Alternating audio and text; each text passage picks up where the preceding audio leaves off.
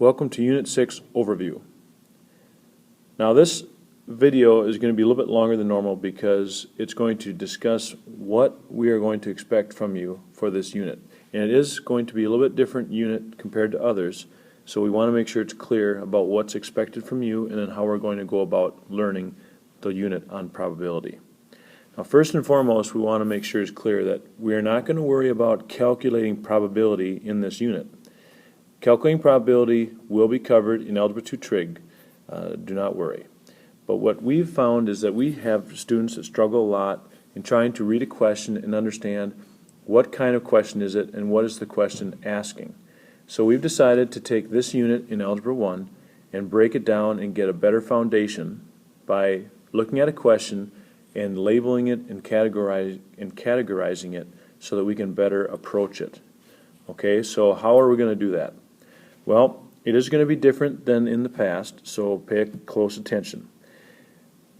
In front of you we have the unit and how it's going to play out day by day.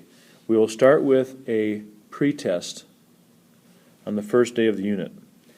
You will then do your homework, and the homework is different this unit. We're not going to have paper homework. Our homework is going to be the video lessons. Now notice that there are 2 lessons covered on that first day. You're going to watch those, do those video lessons, and that is the homework. So expect those to be a little bit longer. Not so much the videos, but the questions that follow. So that is going to be expected to be completed and finished, and that will be your homework. When you come to class the next day, you will be given a quiz on those 2 topics right away. You will, though, however, correct it right away, so you'll have feedback on that. And then followed by the next set of homework assignments, which is lessons 3 and 4, and I'll describe to you what those will be in a moment.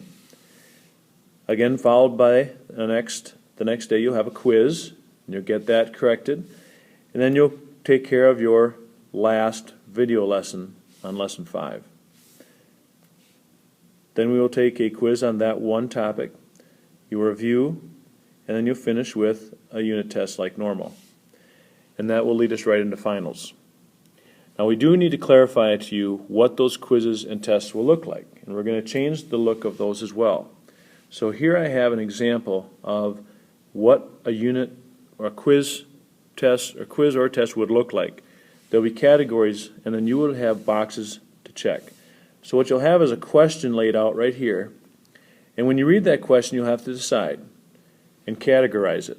So I have these shaded for a reason. They are grouped together. Now these 3 topics here are going to be covered in lesson 1. These 2 topics right here will be covered in lesson 2. These 2 topics will be covered in lesson 3. These 2, obviously lesson 4, and then last but not least, those 2 topics will be covered in lesson 5. So we're going to learn all of these topics in terms of how do we know that a question is dealing with these labels. But when we have a quiz or an assessment, what you'll do is, in each one of these categories, one of those boxes only would be checked. Okay, so I wouldn't check counting principle and permutation here. I would not do both of those. I would only need to check one of them. But sometimes some of these categories won't have an X in it at all because it doesn't apply. So I'm not asking you, and we're not going to ask you on any question to make sure you check one of those, a box in one of those categories for all of them. Sometimes it applies, sometimes it doesn't. So I could easily have a question, and you could say, okay, well, it's a permutation. And that's it. There's nothing else to it. Okay, the next question I could say, well, you know what, it's a probability question. You know, it's theoretical, it's not experimental, and you'll know the difference later on. And the events are dependent, okay, and that's all you can do. And sometimes you can just say, you know what, that's a Venn diagram question, and that's it. So take a little bit of getting used to it, but I want to make sure it's clear and you're prepped going into these things that that's all that's expected. You're not going to check a box off in every category, but when you do check off a box in a category, you'll only need to check one of them. Keep that in mind because they are different. And that's kind of how your quizzes will look and how your assessments will look for this whole unit. Now what are we going to cover this unit? Well, here are all the topics, and like you saw on the previous page, these are the first three. That's lesson 1. These are the next 2. That's lesson 2. Those 2 right there are lesson 3.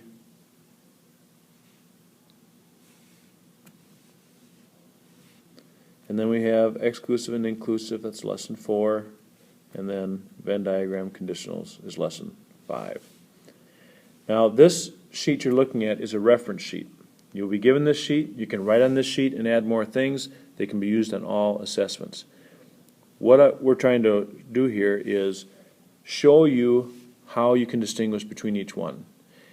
Now the lessons on the video lessons, the videos will cover how to decipher in more detail. But this is just a way for us to, a resource for us to use to help categorize a type of question. So lots of topics here, but we're going to cover it in a pretty good way, I think, and I think it's going to go real well. But again, the expectation is that you know what kind of question you're dealing with, and then categorize it. And then we'll talk more about whether or not you should solve it. That's a discussion we'll have in class. And that is an overview for Unit 6. Remember, your homework is the video lessons, so make sure you do those video lessons, and again, anticipate them being a little bit longer. And good luck this unit.